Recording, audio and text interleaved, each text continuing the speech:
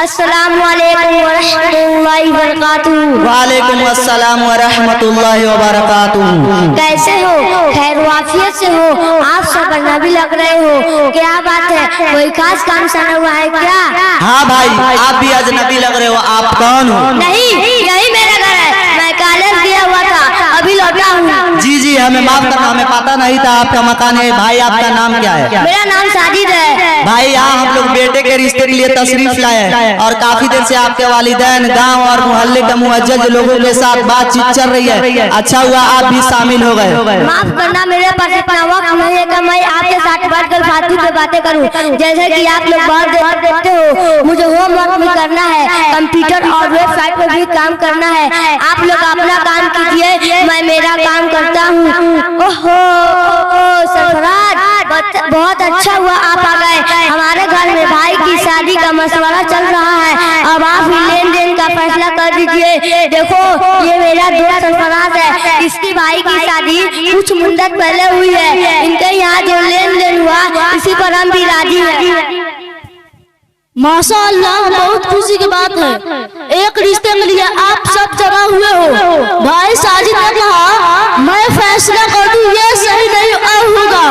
आप मुअज़्ज़ज़ लोग बैठे हो, मैं तो बहुत छोटा हूँ, क्या फैसला करूं? आप फैसला कर दो, हमें मंजूर है। आप कहते हो तो मैं जुबान खुलता हूँ।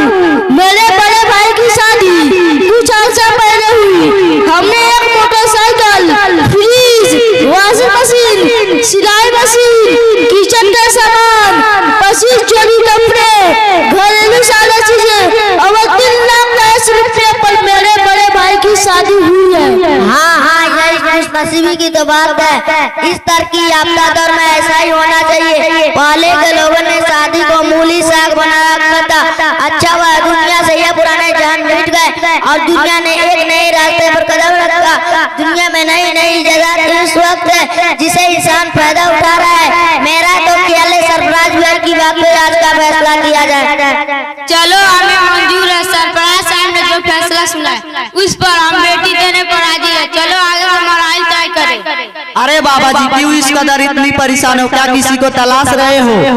अरे बेटे, मैं अपनी परेशानी और घर की खस्ताली से तंग आ गया हूँ। मेरी कई बेटियां बालिग हो चुकी है, कई सालों से रिश्ता नहीं हो रहा है। बहुत परेशान हूँ, रिश्ते कायदे के नहीं मिल रहे हैं। आज भी इसी इरादे से निकला हूँ, मुमकिन है अल्लाह का मुझ पर करम हो जाए और कोई मुनासिब रिश्ता मिल जाए। आपसे कुछ ताउन होता हो तो करो, बहुत मेहरबानी होगी। आप जमीन वालों पर रहम कीजिए, आसमान वाला तुम पर रहम करेगा। अरे बाबा जी, इतनी छोटी सी बात पर इतनी परेशान हो रहे हो? मुझे तो आपकी हालत पर बहुत तरस आया।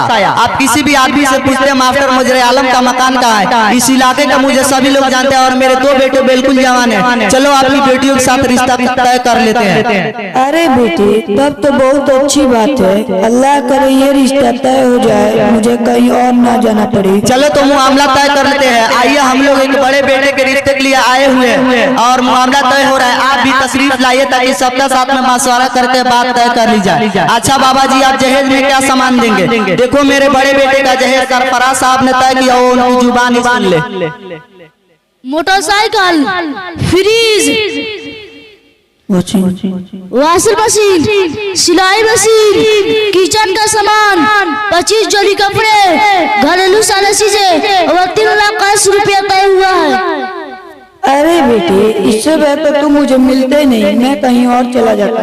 अरे बाबा जी नाराज मत हो, क्यों भागे जा रहे हो? मैंने आपसे कौन सी बातें कह दी? देखो बाबा जी, मैंने तो आपसे कोई हवाई जहाज या कार तो नहीं मांगी। मैंने वही चीजें मांगी जो समाज में चली आ रही है और ये देना किसी के लिए भारी भी नहीं है। क्या करूँ बेटे, मेरे पास तो इतनी औकात नहीं है। मैं तो सिर्फ 300 रुपए की एक घड़ी दे सकता हूँ, इसी से काम चला सकता हूँ, वरना मेरे पास कुछ भी नहीं है। अब यहाँ बात बने ऐसा नहीं है, मैं जा रहा हूँ। अस्सलामु अलैकुम व रहमतुल्लाहि व बरकातुहू। वालेकुम अस्सलाम व रहमतुल्लाहि व बरकातुहू। ए दुनिया के पुजारियों, तुम अपने आप को क्या समझ रहे हो? तुमने निकाह और शादी जो शरीयत में इबादत है अपने घर का लौंडी समझा है। आपको मालूम होना चाहिए कि हर मोहल्ले की मस्जिद में फिक्र की जाती है कि माशरे की इस्लाह हो, दुनिया से जहेज का रस्म रिवाज खत्म हो। तमाम उलमा ने शरीयत के हकाम से बाखबर करने के लिए दिन रात कर रखा है, और तुम जैसे दुनियादारों ने उसे तिजारत बना रखा है। कुछ तो शर्म करो, खुदा से डरो।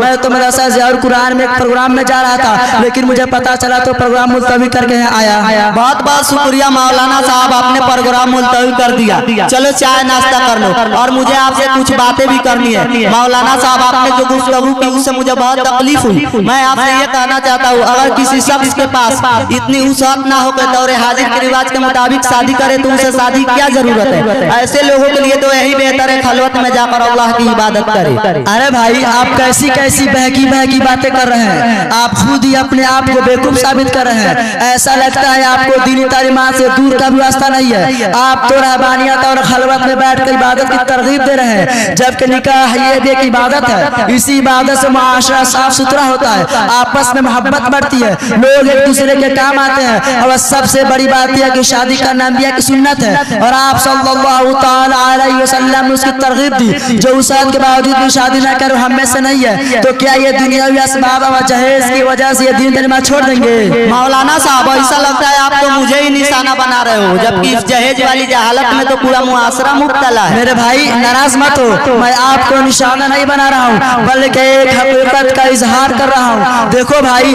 तुम और तुम्हारे जैसे चेलों ने मालो दौलत के लालच और जहेज जैसी मनहूस चीज की वजह से निकाह एक बहुत ही आसान था उसे दुश्वार बना रखा है। आज शादी को नौकरी पर मौकूफ समझा जाता है, बैंक बैलेंस पर किया जाता है, बल्कि बाद जगह ऐसे जुमले बोले जाते हैं जो बिल्कुल अल्लाह पर एतमाद के खिलाफ होते हैं। अल अमानुल हफीज, अल अमानुल हफीज। मौलाना साहब, आपकी बातें मुझे तस्लीम है जो कुरान और हदीस से पेश की, लेकिन आखिर आप जहेज से क्यों रोक रहे हो? हालांकि इसमें तो फायदे ही फायदे। जहेज से गरीबी का खात्मा होता है और माली तरक्की होती है। कितने गरीब मुहताज लड़कों का निकाह मालदार घराने में हो जाते हैं, तो उस घर से गरीबी दूर हो जाती है। आखिर ये खुशहाल जिंदगी किस चीज की बदौलत है? वो जहेज ही है। फिर कौन नहीं चाहता अपनी बेटी और दामाद खुशहाल जिंदगी ना गुजारे? ये बाबा जी तो बखील ही हो सकते हैं। अरे बेटे, जब हमारे पास इतना पैसा ही नहीं तो क्या हम डाकाजनी और चोरी करके आपके लिए मोटरसाइकिल का इंतजाम करें?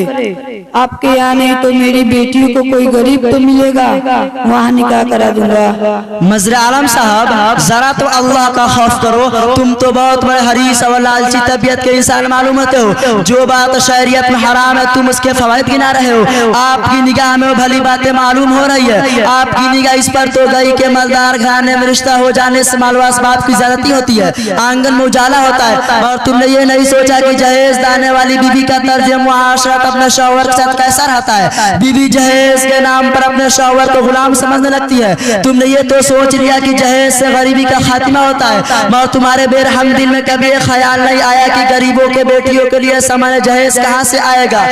काश तुमने कभी तारीख का मुताला कर लिया होता। कितने जवान अफराद ऐसे हैं जो माली तबाही की वजह से अधेड़पन बुढ़ापे तक शादी नहीं करते, जिंदगी इसी में गुजर जाती है। ये माली बजट कहाँ से पूरा हो सकता है? अफसोस, सद अफसोस, शादी जो कभी खाना आबादी का पेश खेमा थी, आज खाना बर्बादी का जरिया हो रहा है। दौलतमंदों ने अपने दौलत के नशे में मस्त होकर इस्लाम और हकाम इस्लाम का मजाक उड़ाया, और इसका खमियाजा हर एक को भुगतना पड़ता है। मौलाना साहब, आपकी बातें तो समझ में आ रही है, लेकिन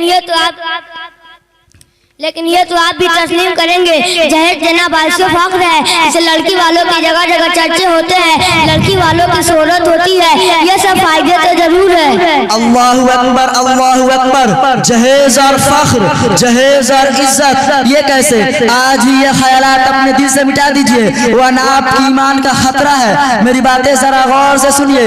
हजरत उमर रज़ी अल्लाह तआला अन्हु फरमाते हैं, अगर जहेज कोई फख्र की चीज होती तो उसके अव्वल मुस्तहिक फख्र बनी आदम ताजदार मदीना सल्लल्लाहु तआला अलैहि वसल्लम होते, और अपनी बीवियों से गिरा कदर में हरे बांधते। आला जहेज देने वाले रईस और बादशाहों का निकाह पसंद फरमाते और अपनी जिगर गोश फातिमा रजी अल्लाह तआला अन्हा, हजरत रुकैया रजी अल्लाह तआला अन्हा, हजरत उम्मे कुलसूम रजी अल्लाह तआला अन्हा को तो ढेर सारे सोने चांदी के जहेज में देते, मगर नहीं, आपने ऐसा नहीं किया, क्योंकि आपको रूहानी मुआशरा पैदा करना था, जहाँ सोने चांदी लालो जवाहरिया कुतो गौहर के सुकून के बजाय अखलाक, तकवा, रब्बानी खसाइल, खौफ खशियत, ईमान ihसान, तवाज़ु, इनाबत इल्लाह जैसी मानवी चीजों की जरूरत थी। और आप सल्लल्लाहु तआला अलैहि वसल्लम के यहाँ और आपकी खानदान में फजीलत और शराफत का मयार तकवा था, इसलिए तो आप सल्लल्लाहु तआला अलैहि वसल्लम ने इरशाद फरमाया, सबसे ज्यादा बरकत और अली क्या हुआ जिसमें कम खर्च हो। और आप सल्लल्लाहु तआला अलैहि वसल्लम ने करके दिखाया।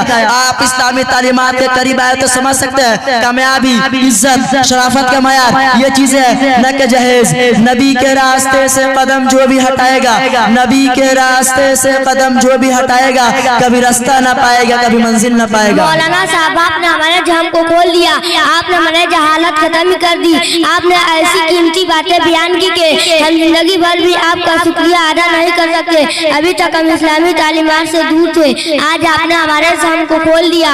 आइंदा इस उसूलों खुराफात से दूर रहेंगे और सुन्नत रसूल के मुताबिक शादी के साथ निकाह करेंगे। आप भी हमारे लिए दुआ करना। ठीक है, अल्लाह आपको सुन्नत पर चलने की तौफीक अता फरमाए। आमीन। मौलाना साहब, जाते जाते मेरी बेटियों का कुछ मामला हल कर दीजिए ताकि मेरे बुढ़ापे का सर का बोझ हल्का हो जाए। जी, बात तो सही है, अल्लाह आपकी मदद फरमाए। चलो, आज मदरसा ज़ियाउल कुरान का सालाना जलसा है, वहाँ बुजुर्गान दीन के मलफूजात से इस्तिफादे का मौका मिलेगा, मजीद ईमान में इजाफा होगा और वहीं बैठ कर मशवरा करके कोई राह निकालेंगे। हाँ, चलो चलते हैं। हजरत, आप मुझे माफ करना, मैं वक्त पर जलसे में हाजिर ना हो सका।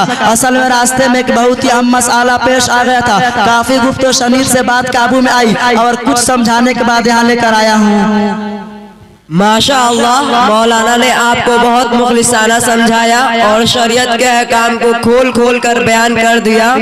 अब तो मानने और तौबा करने का मौका है और आइंदा अपनी जिंदगी शरई बनाने का मौका है। बाबा जी, आप बिल्कुल ना घबराएं, इंशाअल्लाह इसी साल मैं अपने बेटे की शादी आपकी बेटियों के साथ कर दूंगा और कुछ भी ना लूंगा, बस हमें नेक सीरत लड़की चाहिए। और हम लोग बड़े बेटे के रिश्ते के लिए आए हुए थे और सरफराज साहब के फैसले पर शादी तय हुई थी, उसे भी मंसूख करते हैं और अगर शरीयत की तालीमात और सादगी के साथ करने में राजी हो तो हमें मंजूर है। हाँ, मैं भी मेरे भाई की शादी के साथ करने पर राजी हूँ।